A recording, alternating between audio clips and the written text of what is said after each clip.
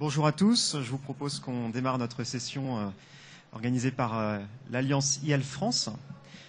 Je me présente, Pierre Laurent, je suis le président de la société Voluntis et j'interviens aujourd'hui comme coordinateur général et porte-parole de l'Alliance. Aujourd'hui, on vous proposera différents temps d'intervention avec premièrement une présentation de ce qu'est l'Alliance IL France, un nouveau partenariat créé depuis octobre 2015 entre 5 organisations professionnelles. La FEMA, le LESIS, le SNITEM, le Syntec numérique et le LEM, pour faire avancer la filière industrielle de santé numérique en France. Nous avons aussi plusieurs interventions thématiques sur différents chantiers prioritaires en e-santé qui seront assurés sur les données de santé, le dossier médical partagé et la télémédecine, par 3 intervenants de grande qualité que je laisserai se présenter dans un instant. Et nous terminerons cette session avec une présentation de l'étude Noémie, qui est une étude sur les nouveaux modèles économiques en e-santé, qui a été conduite par le cabinet CareInsight, donc sous l'égide aussi de Syntec numérique et du SNITEM. Alors avant de démarrer cette session, je vais laisser les co-intervenants se présenter rapidement. Bonjour à toutes et à tous, Francis Mambruni, président de la FEMA et membre de l'Alliance IELTS France. Marianne Simino, membre de l'ESIS, la Fédération des industriels du système d'information santé sociale. Et François-Régis Mouline, directeur des affaires gouvernementales et de la communication du SNITEM. Très bien. Merci. Sans plus tarder, je vais vous donner quelques mots introductifs sur cette alliance que nous avons créée. Alors peut-être pour redresser un petit peu un panorama sur la filière française de santé numérique. C'est un secteur économique à fort enjeu, plus de 3 milliards d'euros en termes de poids économique en France, 30 000 emplois concernés, des croissances qui varient selon les secteurs d'activité. On a des croissances particulièrement fortes dans des secteurs d'avenir comme la télémédecine, le big data, la coordination des soins en dehors de l'hôpital, avec des enjeux très importants au niveau sociétal qui sont liés à l'amélioration notamment de la gestion des maladies chroniques. On s'aperçoit aussi que des changements assez importants sont à l'œuvre dans le secteur, avec notamment des nouveaux types de partenariats qui existent entre les industries du numérique et les industries des produits de santé, qu'il s'agisse des dispositifs médicaux, qui se sont tournés vers l'e-santé depuis des années, et puis plus récemment aussi l'industrie pharmaceutique, à travers son syndicat, le LEM, qui se rapproche de ces thématiques. Notre secteur industriel est particulièrement engagé en faveur du développement de cette filière. Depuis une dizaine d'années environ, nous avons, à travers différentes organisations professionnelles, créé différents travaux pour permettre de faire avancer la réflexion sur ces marchés. Alors on a illustré ici un certain nombre de ces démarches, des livres blancs qui ont été faits par le Syntec numérique avec le SNITEM, sur l'hôpital numérique, sur la télémédecine, 2 livres blancs en 2012 et en 2013, qui ont fait avancer la réflexion notamment sur les modèles économiques liés à la télésurveillance des maladies chroniques. Donc ces livres blancs sont d'ailleurs accessibles sur le site, l'espace d'exposition de l'Alliance sur le Congrès. Des études sectorielles sur le marché de la e-santé, l'étude la plus récente étant l'étude PIPAM qui a été faite en lien avec la Direction générale des entreprises cette année. Nous avons aussi participé à différents groupes de travail en collaboration avec les administrations concernées. Récemment, le Conseil stratégique des industries de santé, le Comité stratégique de filière, qui travaillent sur toutes ces thématiques. Et globalement, l'industrie est impliquée sur tous les grands chantiers de construction de cette filière en concertation avec les administrations. Nous avons réalisé l'année dernière qu'il était opportun de joindre davantage nos forces au niveau des syndicats industriels pour pouvoir travailler de façon encore plus efficace, finalement, pour développer ces usages en e-santé en France. Et nous avons souhaité nous associer de façon plus étroite afin de mutualiser nos réflexions, de parler d'une même voix et de pouvoir faciliter finalement le travail collaboratif avec les autres parties prenantes du secteur, qu'il s'agisse des pouvoirs publics, mais aussi des professionnels de santé et des patients.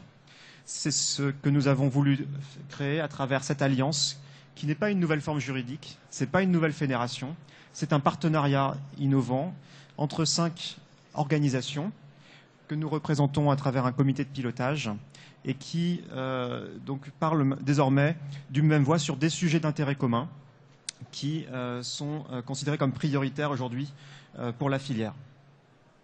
Nous avons démarré nos travaux en octobre dernier Et depuis, nous avons défini notre feuille de route pour l'année 2016 qui s'articule autour de 3 grands axes. Le premier axe, c'est de continuer à être force de proposition pour faire avancer les grands chantiers de la e-santé en France. Concrètement, nous souhaitons définir nos positions communes sur un certain nombre de sujets et faire des recommandations pour permettre d'impulser des nouvelles dynamiques en faveur du développement des nouveaux usages en e-santé. Ces nouvelles positions, nous avons aujourd'hui une primeur, puisque nous les diffusons à travers un petit guide qui prend cette forme-ci et qui est disponible là aussi sur le stand de l'Alliance, qui rassemble nos premières prises de position sur 3 sujets: les données de santé, le dossier médical partagé et la télémédecine. Ce sont ces prises de position qui vont vous être présentées ce matin par les autres intervenants, de façon très brève. D'autres thématiques suivront dans le courant de l'année. Nous avons notamment prévu de définir nos positions sur des sujets comme le big data, comme les solutions multitechnologiques d'accompagnement du médicament, par exemple.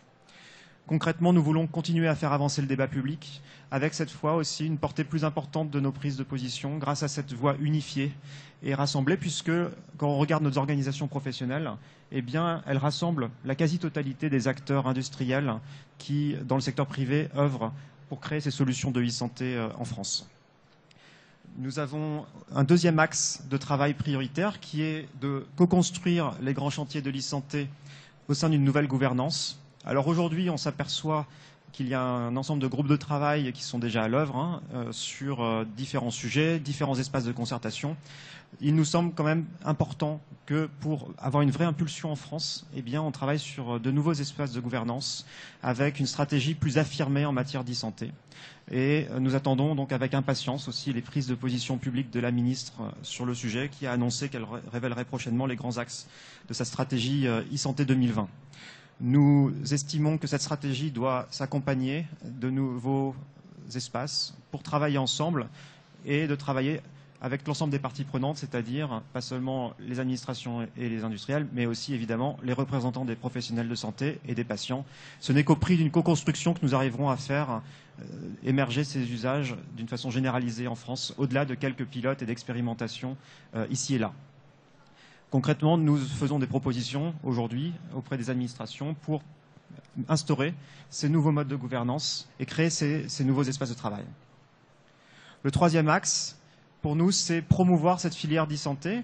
La France dispose d'un grand nombre d'expertises, d'une excellence médicale reconnue, des savoir-faire au niveau industriel, mais qui sont finalement assez peu connus sur la scène internationale, où on voit beaucoup finalement des acteurs, par exemple nord-américains, qui présentent leur offre. Et il nous semble qu'il y a là un déficit à combler, et nous voulons nous y atteler. Et nous souhaitons d'ailleurs travailler là aussi en partenariat avec d'autres acteurs.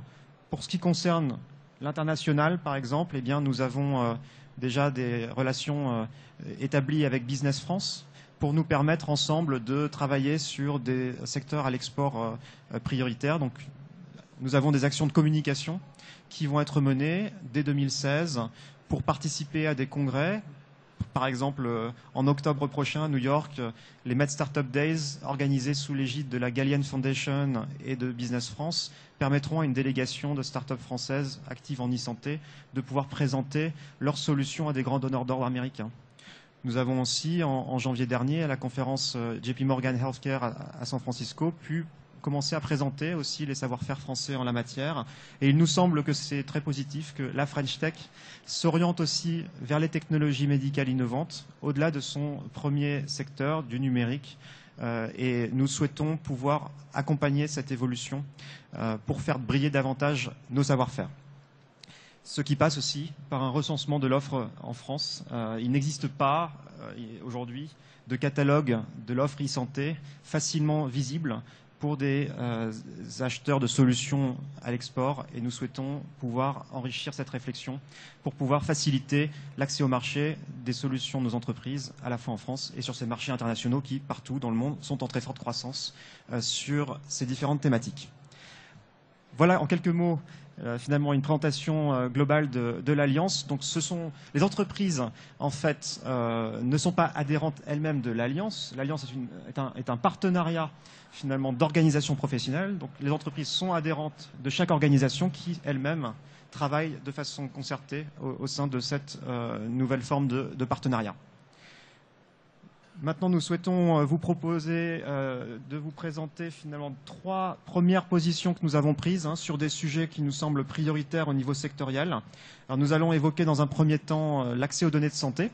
C'est François-Régis Mouline donc, qui va vous présenter cette première prise de position. Nous présenterons ensuite le dossier médical partagé et la télémédecine. François-Régis, à toi. Oui, bonjour à tous. Donc je vais essayer de vous en parler en 3 minutes.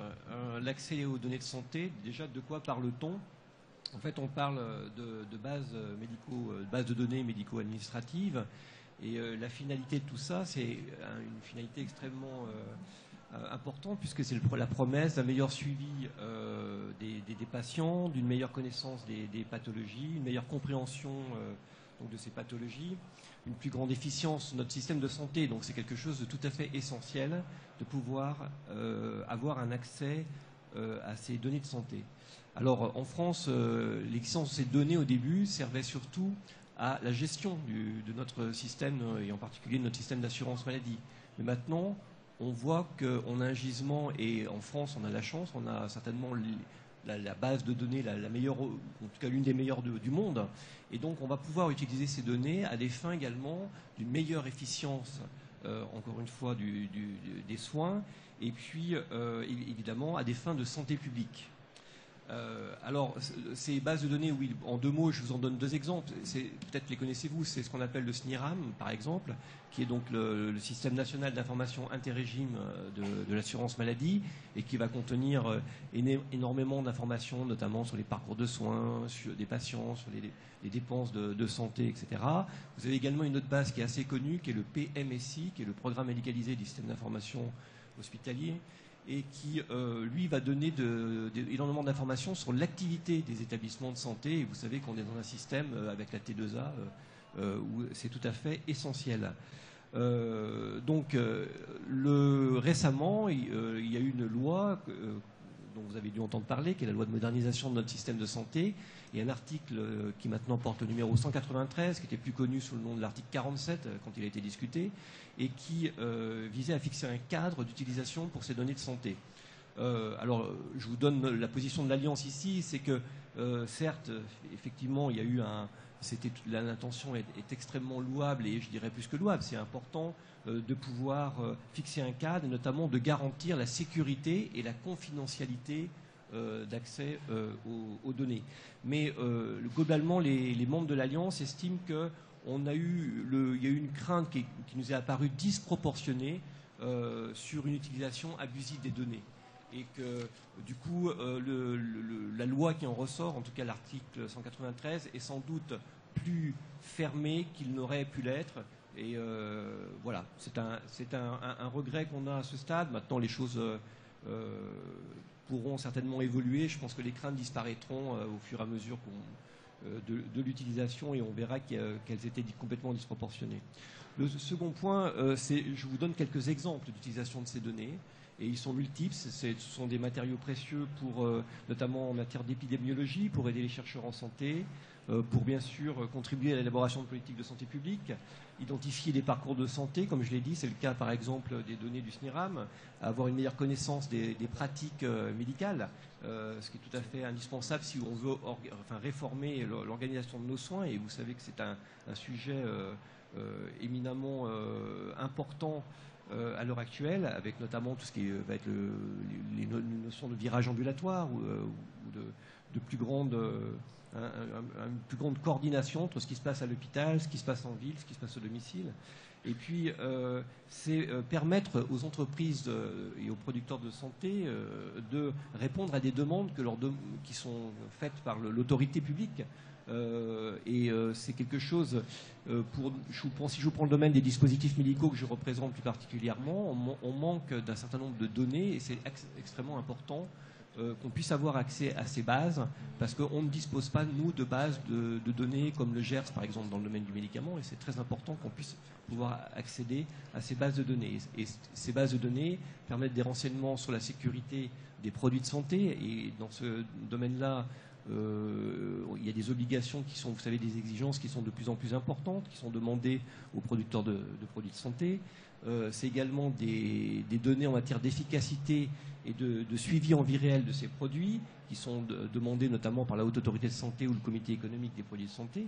Puis ce sont des données d'efficience également qui vont être utilisées dans le cadre d'études médico-économiques. Alors, pour finir, je vous donne en quelques mots nos grandes propositions. Et nos souhaits dans ce cadre-là, après le vote de l'article 193, c'est d'abord que, enfin d'abord, je prends dans cet ordre, mais ce n'est pas le point le plus prioritaire, c'est d'abord qu'on soit représenté au sein d'un organisme qui s'appelle l'Institut national des données de santé, qui fait suite à l'Institut des données de santé et qui va jouer un rôle important, notamment en matière d'avis sur l'intérêt public des études. Et il est important que la voix des entreprises puisse être également entendue dans le cadre de ce groupement. C'est également sur un sujet un petit peu pointu. Si vous voulez, le texte prévoit que les producteurs de données de santé doivent faire la preuve qu'ils ne vont pas traiter les données en vue d'une finalité qui est dite interdite, c'est-à-dire par exemple, en l'occurrence, la promotion auprès des professionnels de santé.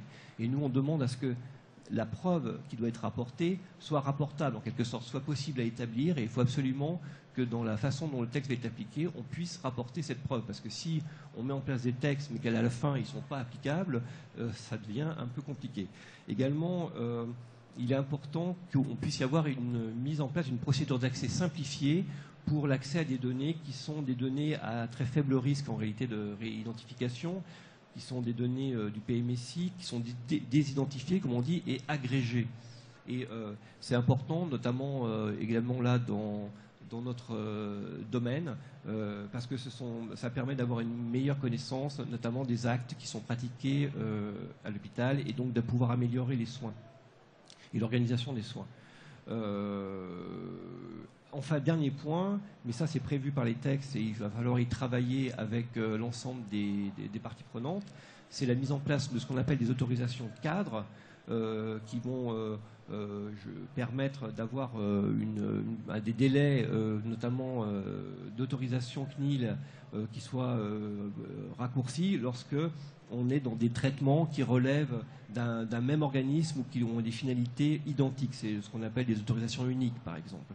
Donc, on pense que à travers et grâce à ces autorisations cadres, on va pouvoir avoir des délais d'accès aux données qui seront plus bas. Donc, il faut y travailler absolument. Voilà, c'est en très résumé nos grandes positions. Merci, François Régis. Sur le dossier médical partagé, Francis, quelques mots? Rapide synthèse pour tenir un peu les délais. Sachant qu'au-delà de ce que je vais présenter, bien entendu, comme le rappelait tout à l'heure Pierre, les position papers sur l'ensemble de ces thématiques sont disponibles dans ce petit livret qui est sur le stand de l'Alliance, qu'on est prêt à vous accueillir pour en discuter de façon plus approfondie avec vous si vous souhaitez qu'on traite davantage, plus avant ces différents sujets, et que par ailleurs je co-animerai avec Yvon Merlière, le directeur de projet DMP de la CNAMTS, le parcours DMP qui sillonnera à travers différents stands du salon HIT jeudi dans le courant de l'après-midi. Il ne vous aura pas échappé, si vous suivez l'actualité, que le DMP avait été, à travers l'article 25 de la loi de santé, confié à l'assurance maladie, avec laquelle, depuis que ces dispositions, et anticipant d'ailleurs ces prises de position, nous avons engagé un certain nombre d'actions qui visent à préparer un programme de relance qui s'appuie sur la refonte d'un certain nombre de fondamentaux dont l'objectif est de pallier les difficultés que nous avions pu rencontrer jusqu'alors dans le cadre du déploiement de ce dossier médical partagé. J'en cite quelques-unes. Un allègement des procédures de création qui était perçu par les professionnels de santé comme un véritable point de contrainte eu égard au temps qu'il devait y consacrer. un allègement des procédures de recueil de consentement, tout ça à travers des mécanismes qui sont mis à disposition par l'assurance maladie, à la fois au plan national ainsi que sur ses structures territoriales. Des mécanismes de préalimentation du dossier médical partagé à partir du moment où la création et le recueil de consentement auprès du patient a été effectué, pour pallier une difficulté importante qui était on accède à cet environnement et finalement on n'y trouve qu'encore que relativement peu de données qui sont susceptibles d'intéresser tant les professionnels de santé que les patients, et donc l'assurance maladie préalimentera à partir des données issues de l'historique des remboursements. En perspective, l'introduction, là encore, d'un point de difficulté auquel nous étions confrontés, qui est la problématique d'identification des patients, pour lequel on avait pour l'instant une procédure à travers l'INS qui permettait d'apporter une réponse, mais encore limitée, puisque ne couvrant pas l'ensemble des ayants droit de l'assurance couvert par l'assurance maladie. Et puis enfin, et sujet important, une politique d'accompagnement soutenue sur laquelle nous sommes en train d'ailleurs de travailler en partenariat avec l'ASIP Santé, les organisations territoriales et la CNAMTS, qui vise à préparer un programme de relance avec des politiques d'accompagnement sur 9 territoires de pré-série. Alors le DMP, pour rappel, est de notre point de vue un levier majeur de développement de la coordination. Je vous rappelle que dans une étude qui avait été menée par Accenture, je crois en 2013 auprès de 9 pays, 84% des patients réclamaient un accès à leur dossier et une capacité d'interaction vis-à-vis d'un dossier partagé.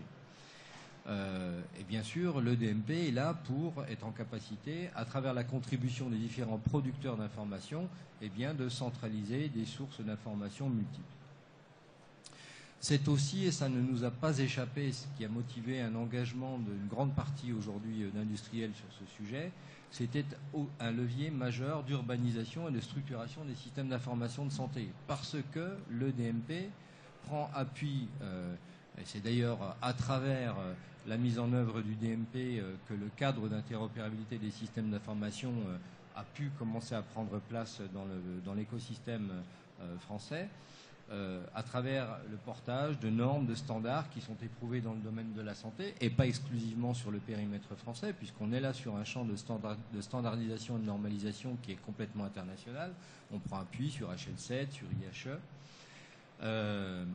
Des référentiels qui sont élaborés en concertation entre les pouvoirs publics et les industriels, puisque nous participons régulièrement à des programmes de concertation qui visent à promouvoir les différents référentiels d'interopérabilité, et lesquels prennent appui, bien évidemment, sur des cas d'usage concret, et c'est la raison pour laquelle, dans ces structures de concertation, sont associées les représentations professionnelles. C'est une contribution essentielle au décloisonnement des acteurs, bien entendu, et tout ceci s'est matérialisé depuis quelques années, et on a remis cela en place depuis les nouvelles dispositions émanant de la loi de santé, un engagement industriel soutenu visant à faire en sorte qu'un dossier comme celui-ci fasse l'objet d'une intégration avec les outils dont sont dotés les professionnels et les établissements de santé. Du point de vue de l'alliance e-health, nous attirons l'attention sur un certain nombre de points qui, de notre point de vue, s'ils ne sont pas mis en œuvre, peuvent conduire à des difficultés de déploiement d'un sujet comme celui-ci. En premier lieu, un portage institutionnel soutenu accompagné d'une politique de communication de grande ampleur. Ceci nous paraît essentiel pour une mobilisation des professionnels, des patients, qui seront en mesure d'interagir avec les professionnels de santé pour les amener à rentrer dans les conditions d'usage du dossier médical personnel. La mise en place de mesures incitatives, parce que gérer les données contributives à l'alimentation du DMP à partir des outils des professionnels et des établissements de santé, c'est prioritairement un problème de mobilisation et de temps nécessaire à y consacrer.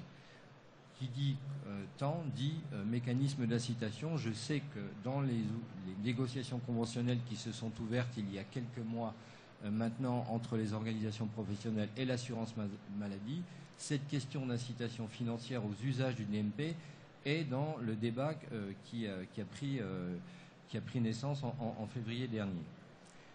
Bien évidemment, intégration dans les logiciels métiers, aussi bien sur le secteur ambulatoire que sur le secteur hospitalier, parce que l'ensemble des professionnels de santé que nous équipons n'ont de cesse de nous réclamer une intégration de l'ensemble des différents services produits par l'écosystème avec les outils de travail quotidiens qui sont les leurs. Avancer de manière encore plus soutenue que ça n'a pu être le cas jusqu'alors, même si on sait que c'est une question qui demeure encore compliquée, en tout cas tant qu'on n'aura pas traité la problématique de temps et d'incitation sur le temps, vers une structuration des données afin d'introduire des questions d'interopérabilité sémantique. La conduite d'un projet qui s'inscrit dans une logique d'usage, cette logique d'usage répondant à deux impératifs du point de vue des professionnels, c'est 1, simplicité, 2, une réponse aux attentes qui sont à la fois exprimées par eux, mais aussi par les patients. Et puis enfin, une meilleure implication du patient. Et là, nous commençons à réfléchir dans le contexte de relance, au-delà des sites de pré-série qui devraient voir le jour en septembre-octobre 2016, sur le positionnement du dossier médical partagé dans une logique d'usage du point de vue du patient, et y compris dans des contextes de mobilité. Merci Francis. Marianne, maintenant quelques mots sur la télémédecine. Voilà, troisième position paper donc, sur la télémédecine. Donc, pour aller très vite, hein, vous savez tous ce que c'est la télémédecine, j'imagine. Hein, c'est une pratique médicale qui, grâce aux technologies, permet de réaliser des actes à distance. J'ai une amie qui a l'image de dire que c'est on fait voyager les données plutôt que de faire voyager les patients ou les professionnels. Et je trouve que c'est important d'avoir ça en tête. On est dans une nouvelle ère numérique qui nous permet ça, et c'est important de le mettre en œuvre. D'autant que le cadre réglementaire nous le permet. Depuis 2010, un décret d'application de la loi Hôpital, Patient, Santé, Territoire a défini ce que c'était que ces actes de télémédecine, ce qui était illégal avant. On n'avait pas le droit de recourir à distance à un expert, par exemple, ou de faire des vidéoconférences avec un médecin à distance. Maintenant, c'est possible. Voilà, donc vous avez sur le slide il y a 5 actes aujourd'hui qui sont décrits dans le décret, mais ces 4 principaux là, téléconsultation, téléexpertise, télésurveillance médicale et téléassistance médicale, qui sont extrêmement bien définis dans le décret. Donc les enjeux sont multiples, notamment pour les patients, c'est améliorer la qualité des soins et l'accès aux soins pour tous, y compris dans des zones désertifiées. C'est une diminution des délais de prise en charge, diminution de la fréquence ou de la durée des hospitalisations, et évidemment une diminution des transports. Et surtout, ce que l'on constate de plus en plus, c'est une reprise des activités précoces pour des patients qui, du coup, n'ont pas été hospitalisés. Pour les professionnels de santé aussi, c'est un confort, notamment pour les professionnels de santé qui sont isolés dans des régions avec peu de ressources.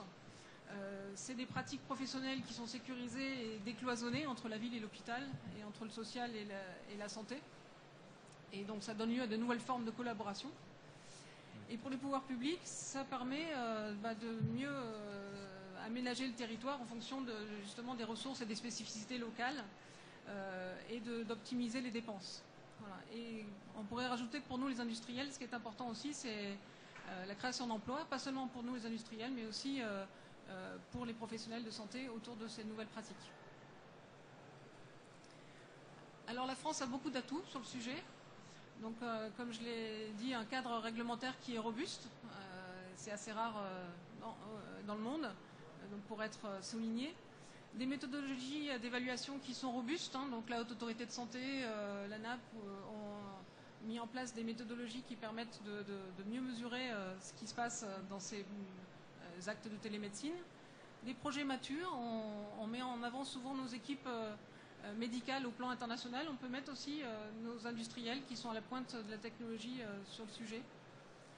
Et puis, ce qui a été assez bénéfique pour l'essor de la télémédecine, c'est des premières tarifications pour certains actes de télémédecine, donc par exemple le dépistage de la rétinopathie diabétique, et des expérimentations qui sont aujourd'hui en œuvre dans 9 régions. voilà, et qui est issu de la loi de finances de 2014 et qui permet de sortir du débat de la preuve clinique en fait des études multicentriques randonnées et qui permettent de démontrer que la télémédecine a des apports sur un certain nombre de facteurs. Par contre, tout n'est pas évidemment rose, hein, et il y a beaucoup de choses à faire. Et donc l'Alliance, on a des ambitions en fait par rapport à ce sujet, notamment, et on le redit pour la 4e fois, mais qu'on ait une gouvernance cohérente sur le sujet et notamment un pilote unique sur ce sujet de la télémédecine qui implique l'ensemble des parties prenantes, et comme on l'a dit déjà, les industriels, les professionnels de santé, les usagers, bien sûr, en premier lieu, et bien sûr les administrations. Nous souhaitons aussi qu'il y ait une procédure accélérée dans l'évaluation et la tarification des actes médicaux associés à ces solutions de télémédecine. Parce qu'il y en a beaucoup qui pâtissent encore de ne pas avoir de tarification. Et de dépasser le cadre des expérimentations, notamment en prévoyant comment on va pouvoir généraliser l'ensemble de ces solutions qui aujourd'hui sont quand même un peu maintenues dans un cadre très expérimental et qui ont du mal à trouver leur marché. Et également de simplifier le régime de contractualisation en région, parce qu'on a parlé de la CNIL, on parle aussi des agences régionales de santé, tout ça c'est beaucoup de travail pour les porteurs de projets et voilà, on souhaiterait que ça soit révisé. Parfait, merci beaucoup Marianne. Donc, de nouveau, vous retrouverez ces prises de position de façon plus détaillée dans le guide à votre disposition sur le stand de l'Alliance. Nous allons accueillir nos deux intervenantes, qui vont nous présenter maintenant l'étude Noémie qui a été réalisée au cours des derniers mois. Cécile et Béatrice, je vous laisse la place.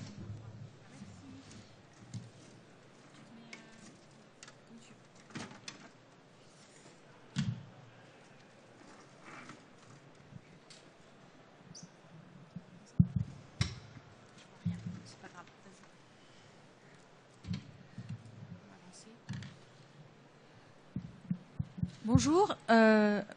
Attendez, que je ne vois pas comment ça avance.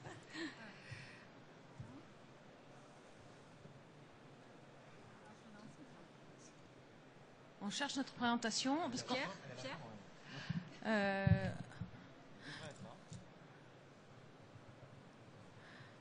Donc, ce qu'on va vous présenter, en fait, c'est une étude qui s'appelle l'étude Noémie, qui est qui s'est intéressée au modèle économique de la santé numérique. C'est-à-dire qu'on a souhaité non pas focaliser sur la télémédecine, pas se focaliser sur une télésurveillance, mais plus globalement de voir comment dans d'autres pays proches, la santé numérique avait été mise en place et s'était organisée. Donc en fait, cette étude, elle s'inscrit dans une lignée d'études qui ont été faites, alors à l'époque on disait Syntec et SNITEM, maintenant on va dire Alliance, mais qui avaient été en fait mis en place. Il y avait eu un premier document sur l'hôpital, un deuxième sur les financements de la télémédecine, et là on avait souhaité aller un peu plus loin, élargir le scope. Et donc ça a démarré il y a un peu plus d'1 an, et on avait souhaité prendre 4 pays européens proche de notre système, c'est-à-dire avec une prise en charge plutôt globale des citoyens, avec un État investi qui finançait la santé. Donc, voilà, vous voyez que les 4 cas internationaux qui ont été pris, en fait, donc on a pris l'Angleterre, où on était sur un système, donc Cécile vous détaillera un peu plus les points, mais un système plutôt basé sur une assurance. Voilà, donc moi je fais. Donc l'Angleterre, l'Italie, c'est le patient qui agit, l'Allemagne qui avait déjà été un peu vue au moment de la santé sur la cardiologie, enfin dans le document précédent, et l'Espagne sur un territoire de Valence. Alors, quelques mots sur ces cas-là, qui sont des cas d'usage qui nous ont permis de mener l'étude et surtout mener l'analyse qui conduira après, on verrait, aux recommandations et à un certain nombre de postulats qu'on met en avant. Tout d'abord, le cas lié à l'Angleterre, qui est un cas qui est basé en fait sur une prise en charge par un assurantiel, avec un nombre de patients suivis de 750 000 personnes. Donc l'objectif pour nous dans ces cas était véritablement d'avoir des modèles qui étaient des modèles pérennes, qui fonctionnaient, qui avaient déjà un retour sur expérience, et d'avoir aussi 4 cas qui pouvaient se différencier les uns des autres. Donc dans le cas anglais, donc un système assurantiel avec 750 000 personnes, dans lequel donc l'assurantiel rémunère les pharmacies et on a un modèle d'incentive pour que le patient en fait prenne en charge sa santé dans le cadre d'un certain nombre de services. Le modèle allemand, qui est le modèle Cordiva, qui est assez bien connu, un modèle de télésurveillance intégré dans lequel on a 10 000 patients bénéficiaires et la prise en charge dans ce cadre-là est plutôt tournée autour de l'insuffisance cardiaque. Le troisième cas, qui est un cas italien, et dans ce projet-là, on est sur un modèle complètement différent puisqu'on est dans un modèle de prise en charge complet, out of pocket du citoyen et du patient. Et le dernier cas, qui est le modèle espagnol, le modèle Alzira, qui est un modèle là complètement intégré, dans lequel, sur le modèle d'un PPP, on a une gestion de 250 000 personnes avec une intégration complète, hôpital, soins primaires, depuis la prévention jusqu'à la prise en charge de l'aigu. Alors, juste avant de parler un peu de l'analyse qu'on en a faite, je voulais revenir sur le cas Alzira, parce que c'est un cas qui me tient particulièrement à cœur. C'est un cas, en fait, où c'est un territoire dans une région qui devait construire son hôpital, qui n'avait plus d'argent et qui a donc demandé par un PPP à un opérateur de construire l'hôpital. Ils ont demandé en même temps d'opérer l'hôpital à la fois administrativement, médicalement, et dans un temps suivant, ils ont même demandé de prendre les soins de proximité. Donc en fait, l'opérateur avait l'hôpital, les médecins, les infirmières, et avait la médecine de ville, les laboratoires, les dispensaires, et devait en fait opérer pour le gouvernement régional l'offre de soins. Et en fait, les règles du jeu ont été simples. On vous donne, c'est un système par capitation, c'est quelque chose d'assez innovant. On vous donne une somme par habitant par an. Vous devez recevoir toutes les personnes qui se présentent au système. Les gens ont le choix, ils trouvent que vous n'êtes pas bien, ils peuvent aller ailleurs, mais vous devez rembourser l'ailleurs où ils sont allés et plus cher que ça vous aurait coûté. Donc ils n'ont aucun intérêt à ce que les patients aillent ailleurs. Et en gros, la règle du jeu, c'est que vous devez être meilleur sur tous les indicateurs qualité et moins cher.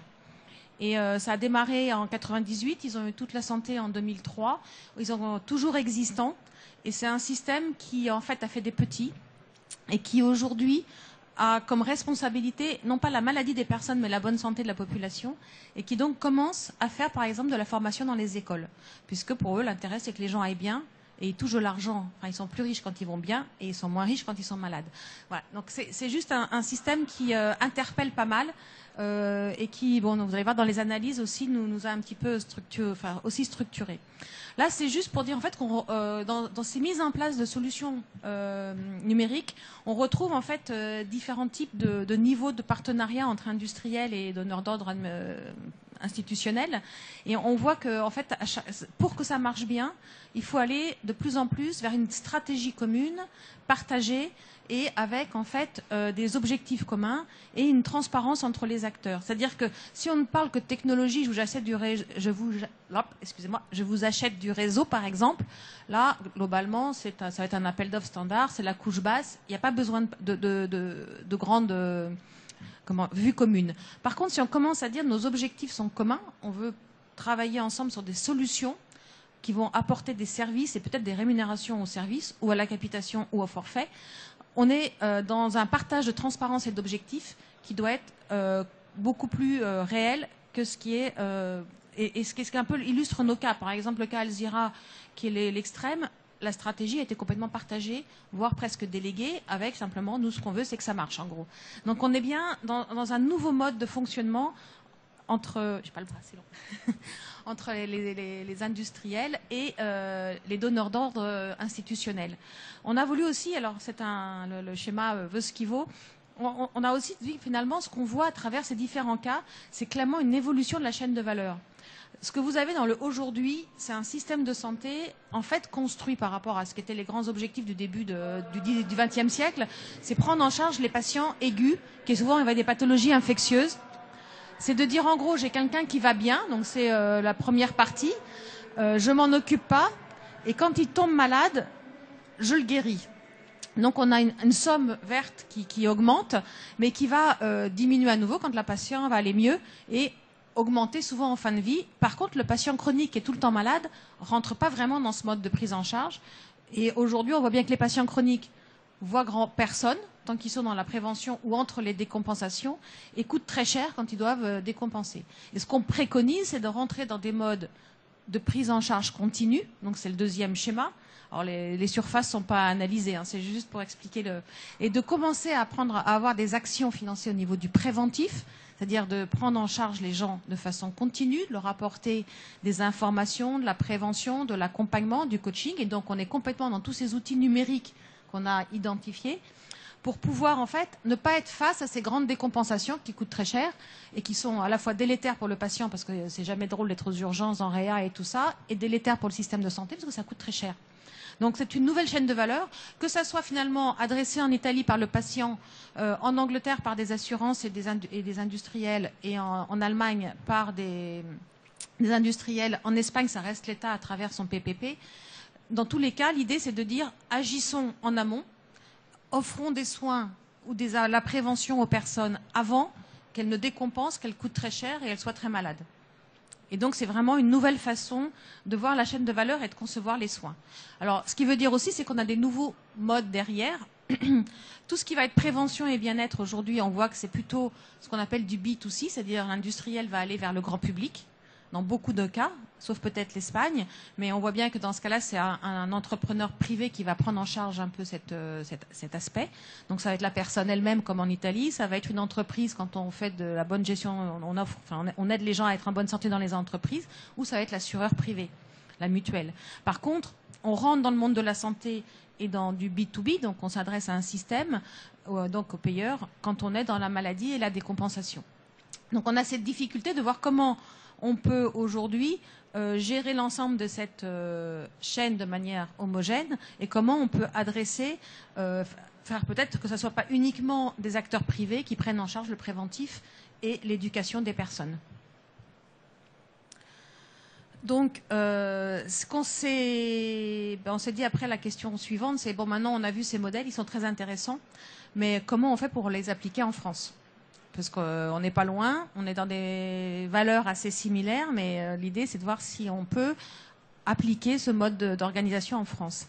Et la première conclusion, c'est que plus c'est géré par les institutionnels, plus c'est difficile à transposer, parce que ça veut dire changer les modes de rémunération des professionnels de santé, des infirmières, modifier le rôle de l'hôpital. Enfin, c'est vraiment aller en fond dans le système de soins, ce qui est le cas espagnol. Hein. Les médecins sont salariés et avec des avantages, enfin, des incentives à la qualité et à l'efficience. Donc c'est compliqué. Et là, c'est ce qu'on a mis. Le plus complexe, c'est l'Espagne. Par contre, peut-être d'interpeller les patients, non, soyez plus actifs et prenez-vous en charge et adhérez à des plateformes qui vont vous aider à mieux vous gérer. Est-ce que c'est vertueux? C'est une question qu'on peut se poser, mais en tout cas, c'est plus facile. Donc, il y a bien une transposabilité beaucoup plus simple quand on s'adresse à un patient ou un acteur privé que quand on s'adresse au système public. Donc finalement, ce qu'on dit dans cette étude, c'est que les nouveaux modèles économiques ou les modèles économiques qu'on observe étant pérennes sont aussi intimement liés à des nouveaux modèles opérationnels. Et c'est aussi en fait ce travail sur ces nouveaux modèles opérationnels qui a été réalisé dans le cadre de l'étude.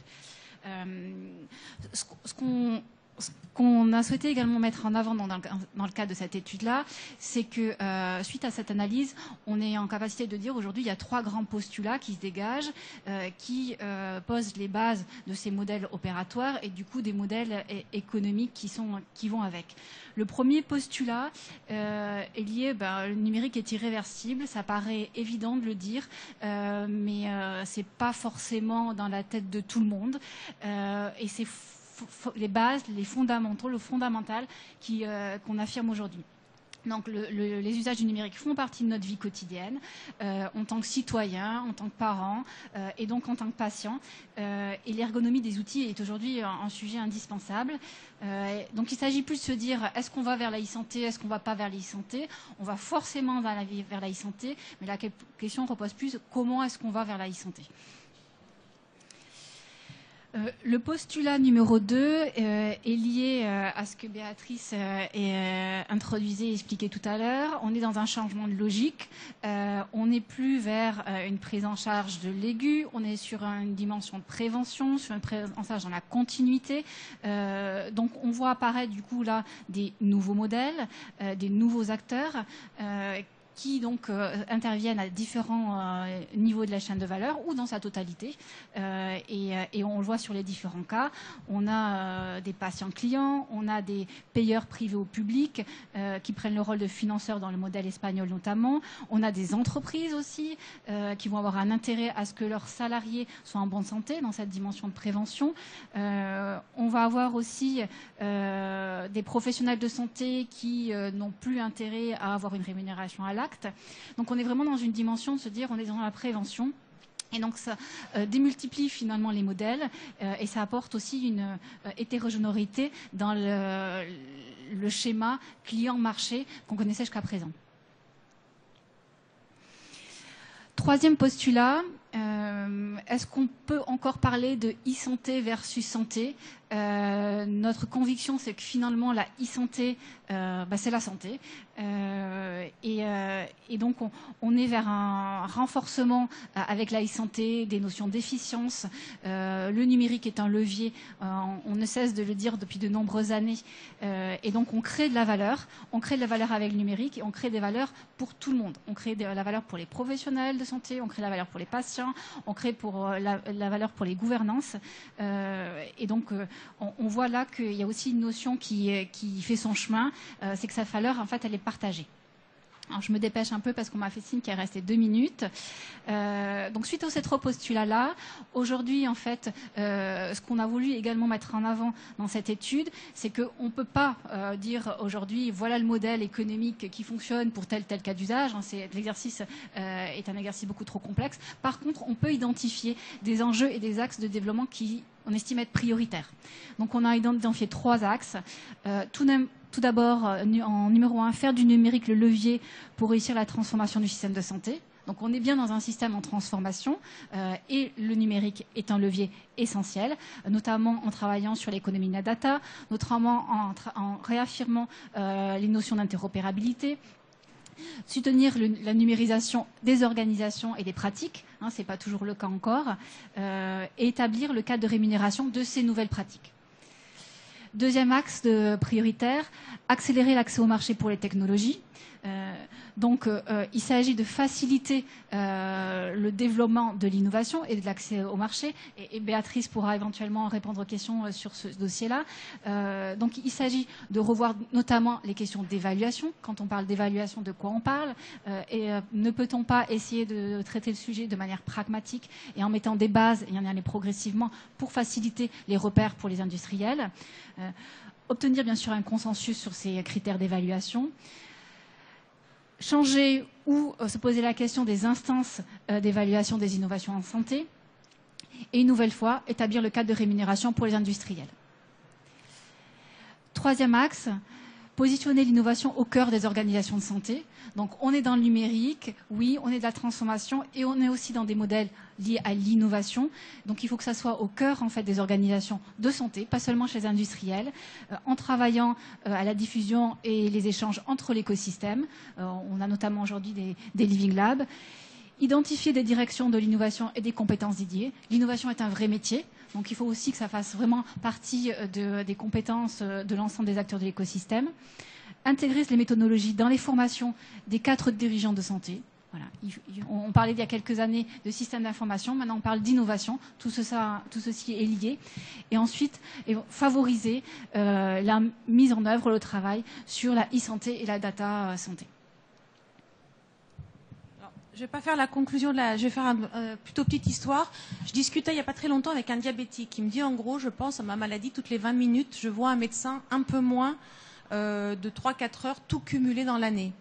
En Espagne, le même patient, il peut envoyer un mail, un SMS, aller sur Internet, téléphoner, et il a au téléphone, au bout du mail, au bout du SMS, quelqu'un qui a accès à son dossier et qui lui apporte une réponse coordonnée par rapport à son parcours de soins et coordonnée par rapport à son dossier.